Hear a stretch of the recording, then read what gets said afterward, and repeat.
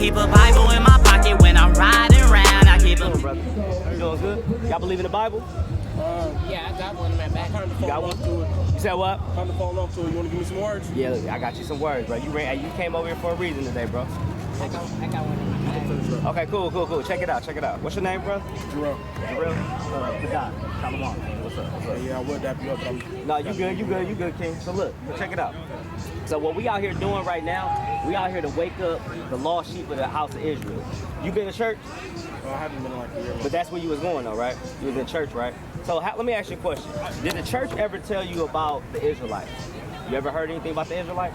So you never heard nothing about the Israelites, but the Israelites is, like when you talk about the Israel, like the Bible talks about Israel more than almost anything in the Bible.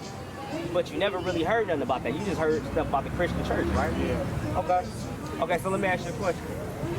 According to the Bible, what did Jesus look like? What did Jesus look like according to the Bible? Do you know? What's the image that you know of? Brown hair, White man, right? We're gonna show you that's a lie. We're gonna show you out the Bible. It's like a color man. Okay, it's a color man. So I'm gonna say this. If we know that it's a color man, which we're gonna read it for you really, so you can get proof. Because everything we do up here, we not just sitting up there. We not the pastor that's up there talking out his belly and he read like 2 scriptures. We go back. We do this. This is what we do. See what I'm saying? So what we're gonna do is we're gonna read this so you can get a description of him real quick, and then I'm gonna go through some stuff and I'm just gonna break it down. I'm not gonna keep you long. I just wanna give you something, bro. Go ahead. Revelation 1:14. His head and his hairs were white like wool. So it said his head and his hairs were white like wool. Do you got woolly hair? You got woolly hair, right? We got woolly hair. Brother right here got woolly hair. You see that? So if the Bible's telling you that this Messiah, who we call Jesus Christ, he has woolly hair. White people don't have woolly hair. They don't. We know what their hair look like, right? So that's strike one. That's strike one for white Jesus. You feel me? Go ahead. As white as snow, and his eyes were as a flame of fire. So it said his eyes were as a flame of fire. Why was his eyes as a flame of fire? Like when you enraged, he was enraged. Why was he enraged? You know the saying, man. You know what the saying is, mad black man. Angry black man. Why was he like that? Because during the time of when he was walking the earth, guess who was in power? White. And that's the same people that's in power today. You see what I'm saying? That's the same people that's in power today. The white man. You feel me? So, continue. Verse 15. And his feet like unto fine brass, as if they burned in a furnace. So his feet was like fine brass. What color is brass? No. Like it's like a brownish color, like penny. So his feet, your feet is like the same color as your body, right? Nigga, you ain't got no white feet, right? You ain't two-tone, bro. You ain't two-tone, right? All right, go ahead. As if they burned in the furnace. It says as if they burned in the furnace. So if you take that brown, you put it in the furnace, a fiery furnace, it's gonna come out what color? Dark, like Kevin Hart. Dark. Wesley Snipes. You feel me? Mama told me about this. Yes. So that's so if he looked like us, matter of fact, go to Hebrews 7:14. Listen to this, brother. So we know that Christ is a black man, right? Now watch this.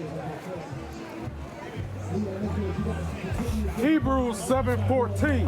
For it is evident that our Lord sprang out of Judah, of which tribe Moses spake nothing concerning priesthood. So it says it's evident that our Lord sprung out of the tribe of Judah. So he was an Israelite from the tribe of Judah. So that would make black people today come from what tribe? Judah. Get it? You see what I'm saying? He was an Israelite from the tribe of Judah. He was a black man. So the black man today would be from the tribe of Judah, which would make us the real Jews. Wow, that's a lot. Damn. That's tough, ain't it? That's tough, ain't it? Yeah, that's Watch this. Let me show you something else. Go to Acts 13. You giving me information. I'm trying to click it, you know, because it's been a while. I want to show you something. Yeah, it's been a minute since I've been to church. Look. Church ain't gonna give you this stuff. You came out here and ran into the prophet. Church ain't gonna give you. We're gonna give it to you raw. Watch this. Go to Acts 13:1. I want to show you something. Let me ask you a question. 13:1. Before we read this, let me ask you a question. Who gets called Nick? Blacks, right? Okay, read the Bible. Acts 13:1. Now there were in the church that was at Antioch certain prophets and teachers, as Barnabas and Simeon, that was called nigger. Hold on, what? It was called what? Nigger. It were prophets and teachers in the Bible that were called niggas. That's in the Bible. Prophets and teachers were called niggas. Who was calling them niggas? Who do you think was calling them niggas? White people. And who get called nigger today? Us to this day. You see our presence in the Bible? You see how we were present in the Bible? And that's us in the Bible?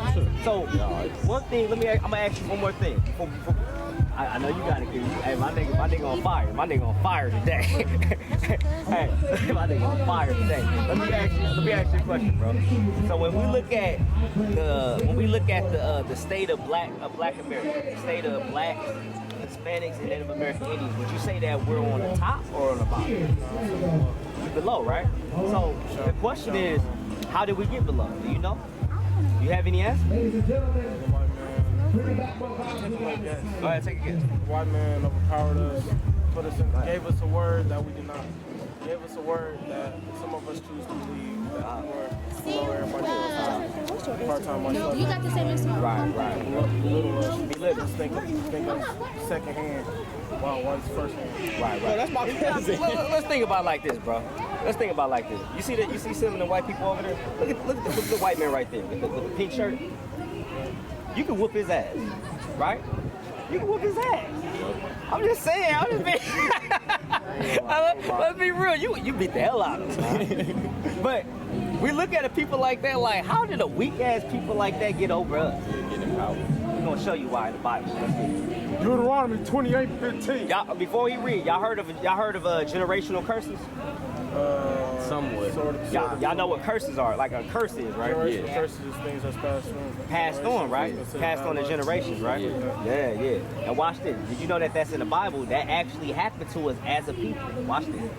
Deuteronomy 28:15. But it shall come to pass, if thou wilt not hearken unto the voice of the Lord thy God. So if we did not listen to the voice of the Lord thy God, what would happen? To observe to do all his commandments. To keep his commandments.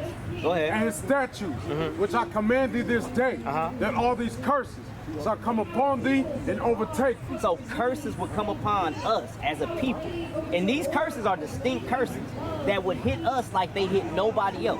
I'm gonna show you a distinct curse in a minute. We're gonna go to Deuteronomy 28 and 68, but go ahead and finish that. That was it? Okay, so curses would come upon us because we didn't keep the commandments of God. We didn't obey God.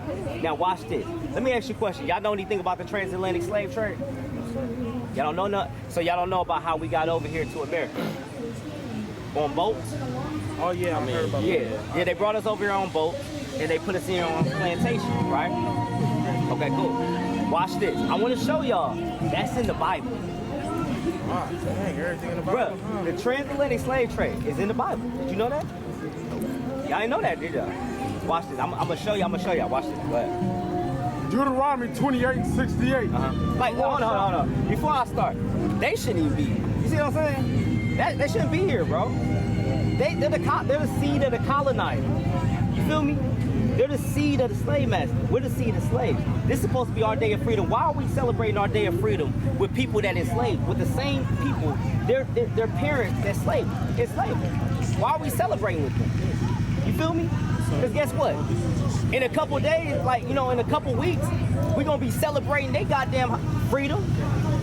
And you're going to have a day off of work, no school, to celebrate their freedom on 4th of July. You feel me? When they got their freedom, guess what? They didn't give a damn about us. We were still enslaved on the 4th of July. You feel me? But that's a side note, because I just talked to you, man. That was a side note. Go ahead. Deuteronomy 28:68.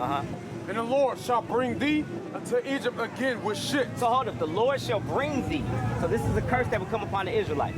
The Lord shall bring thee to Egypt again with ships. Do y'all know anything that happened in Egypt when Moses was over there in Egypt? I know. The Israel, go ahead. What you know?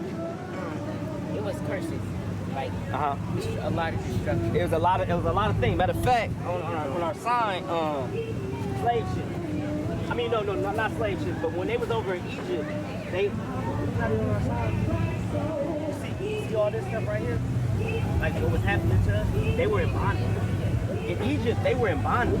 The Israelites were in bondage. You see what I'm saying?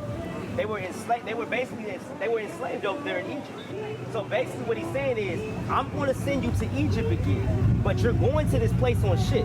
Why the hell would we go to Egypt, the actual place Egypt, on a ship when it's not that far from where we would continentally, not that far from where we would reside in Israel? You see what I'm saying? It would be pointless for us to go on ships to Egypt when we're not that far. You know what I'm saying? We were in Israel. You see what I'm saying? Now understand this. So it's saying you're going somewhere on ships. You're going back to somewhere like where y'all was enslaved in Egypt. You're going back to that place. You're going back to a place of bondage, a place of slavery, enslaved.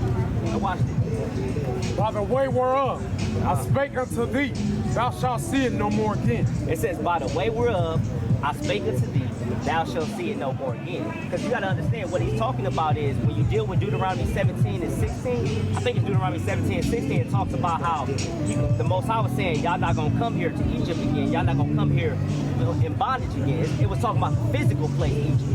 But this is talking about a spiritual place Egypt, where you guys would go and y'all would be enslaved, but y'all would go there on ships. You see what I'm saying? Now watch this. And there ye shall be sold unto your enemies for bondmen and bondwomen. We would be sold to our enemies. When we got over here, you see Roots? Yep, the guy said, okay, cool. Well, when we got over here off the slave ships, they put us on plantations, and guess who they sold us to?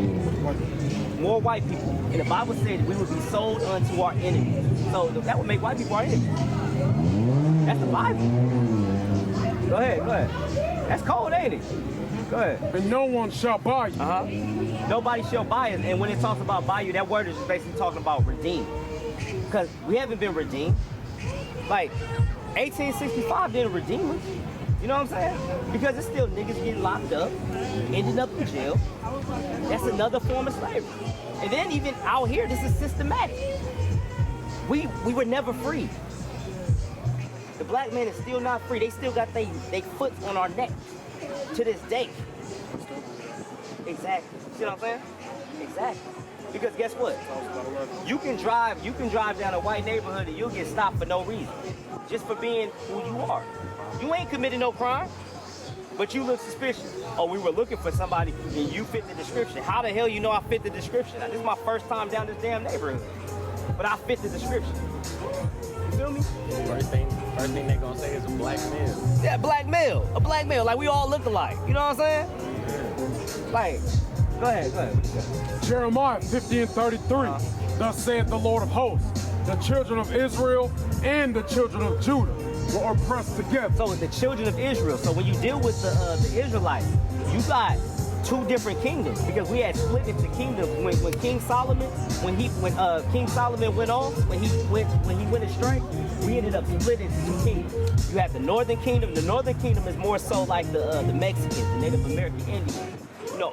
Basically like the Hispanics. And then when you deal with us, the southern kingdom is more so like the Haitians, more so like the Jamaicans, more so like the African Americans. So it said that they would be oppressed together because you gotta understand, we're not the only ones being oppressed.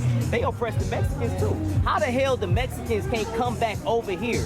They got a whole, they trying to set up a whole, Trump was trying to get a whole wall set up so they can't come over here. But this is they goddamn land. Also, it's not even just their land, it's the Native American Indians' land. So I can't come back in my own house. Y'all came and conquered my house. I can't come back. Now it's your house, and I'm the alien? Nigga, you the alien. This is not your land. You feel me?